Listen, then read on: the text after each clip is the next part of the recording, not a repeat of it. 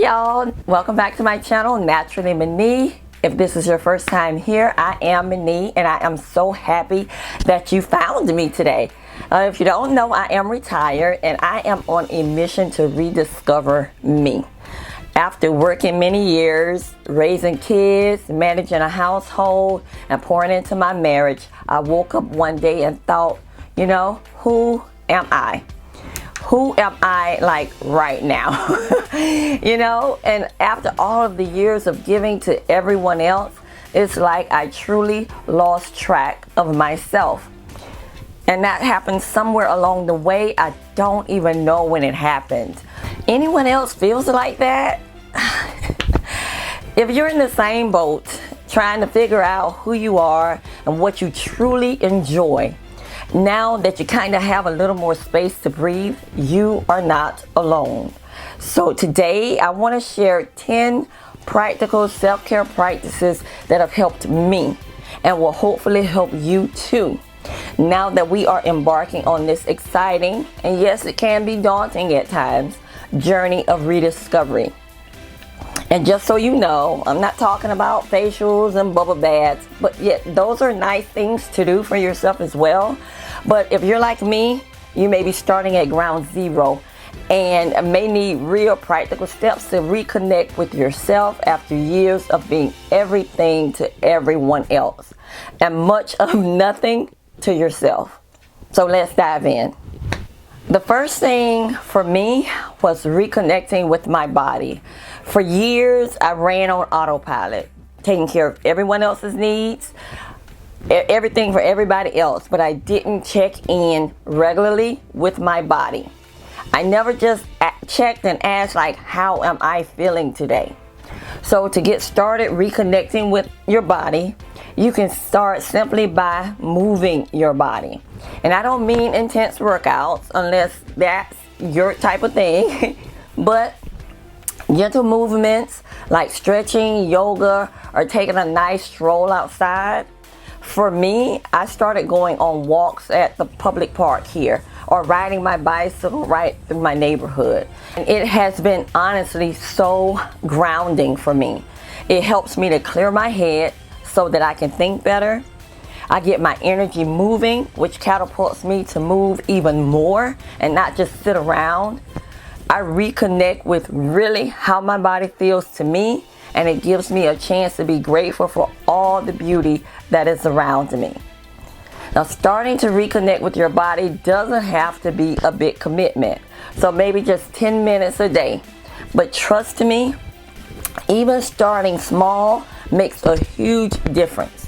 You'll be amazed at how much better you feel when you start giving your body the attention it deserves. And you will learn to listen to your body more. The next thing that helped me was to declutter. Now, you know, I know the word declutter can sound daunting, but you know, it can be done. Your environment plays a huge role in how you feel. When your space is messy and cluttered, it's easy for your mind to feel messy and cluttered as well. And if you're like me and have been taking care of everyone else's needs for years, you might have put your space, your mental space, your peace of mind last. Mine was in the trunk. So even if you need to start small, declutter. Maybe just one drawer, your closet, or even a kitchen counter. I recently tackled my closet, and let me tell you, getting rid of old clothes and stuff that I no longer needed felt so freeing. You don't have to go crazy. Just clear out things that no longer serve you. And that creates room for new energy to flow into your life. Trust me, this small change can lead to a massive mental shift because your mind becomes uncluttered as well. You kind of just numb it down. The third thing that I did was start to journal. I started journaling a few months ago, and now I can't imagine my day without it. For me, journaling has been a total game changer. It's not about writing perfectly, but it's more about getting my thoughts out and seeing what's really going on inside of me. Sometimes I just pour out whatever is in my mind, or I write about my experiences, or I can just simply write down 10 things that I'm grateful for at that moment. With journaling, it doesn't matter what you write, just get it out. It's a way to help process your feelings, allows you to reflect on what you've been through, and to understand where you want to go. Journaling has been one of the most therapeutic and clarifying practices that I have started, and I can't recommend it enough for those of us who want to rediscover ourselves. The fourth thing is being present and managing my emotions. And oh my goodness, a big one is being present. For years, you be so busy with to-do lists, kids' activities, sports, just running a household, and often we just don't get the luxury of just being. I didn't know how to just be, but now it's time to focus on the present moment and practicing mindfulness, or simply taking a moment to pause during my day does wonders for my mental well-being. Now, I've been doing this little thing where whenever I start feeling overwhelmed or anxious, distracted, I just take in a deep breath. I listen to the sounds around me. I feel the ground beneath my feet, and I take in that moment.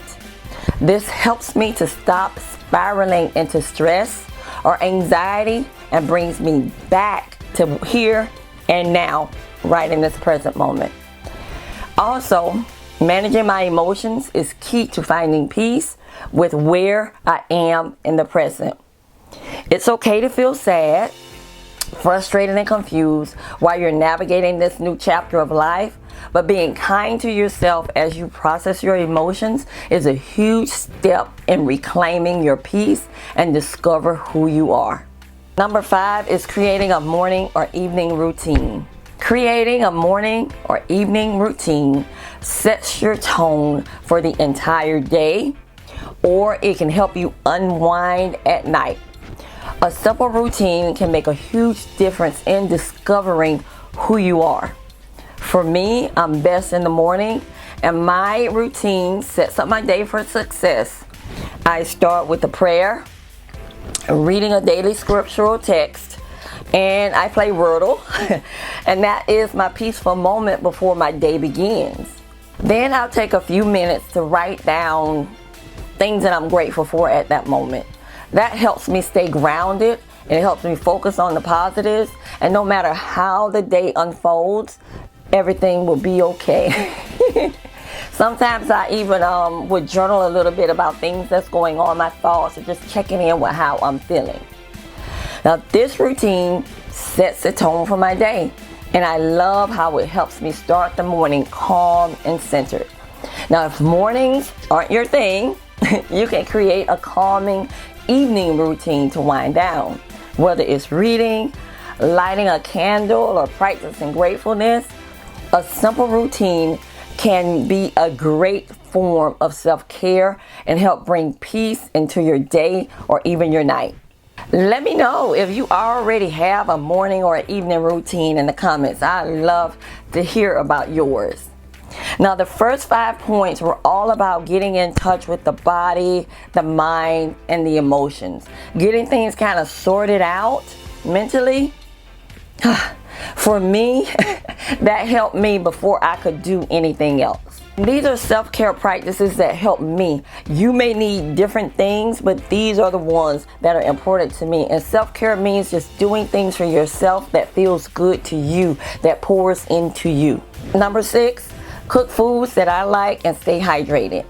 Now, I have to be honest with you. I was never the cook in the family. But as I've been learning to take care of myself, I realized that food is a huge part of taking care of myself. So I'm learning to cook just for me, and I'm learning what foods that I enjoy eating, not just the foods that's cooked for the family. It's amazing how food can not only fuel your body, but also become a form of self-care, especially when you're choosing foods that you like, that make you feel good, and you know you're taking care of your body. And let's not forget about hydration. You know, I used to get so busy that I forget to drink enough water. But now I keep a water bottle nearby at all times. Staying hydrated helps me feel energized, keeps my skin looking fresh, and trust me, drinking water is one of the easiest ways to take care of yourself. Self-care. Number 7, build and nurture friendships. Friendship is a big part of self-care, especially as we get older. I know it's easy to get caught up in life and put our friendships on the back burner, but trust me, friendships are vital. I've been reconnecting with old friends and making time to catch up with them and nurturing the relationship with them, and that matters the most. Whether it's hanging out by a fire pit, making a phone call, or even just sending a text to check in, don't let your friends fade away. They're the people who support you, lift you up, and remind you of who you truly are. The 8th point is to cultivate a hobby or rediscover one. Do you remember hobbies? The things you used to love doing just for fun? Yeah. I'm starting to rediscover old hobbies that I really enjoyed doing and I put aside, over the years. For me, it's photography, but for you, it may be your love of painting, knitting, gardening, or something else, totally different. But when you reconnect with your hobby, it brings you joy. And you don't have to be an expert. You can just have fun with it. Be present in the moment. So hobbies are a great way to take your mind off the stress of not knowing who you are. And it truly helps you to focus on what makes you happy. 9, learn something new.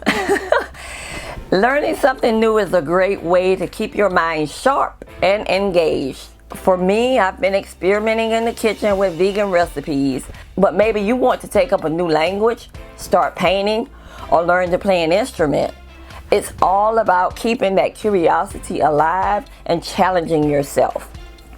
When we keep learning, we grow.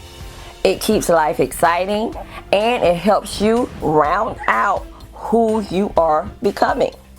Point 10, set personal goals for the future.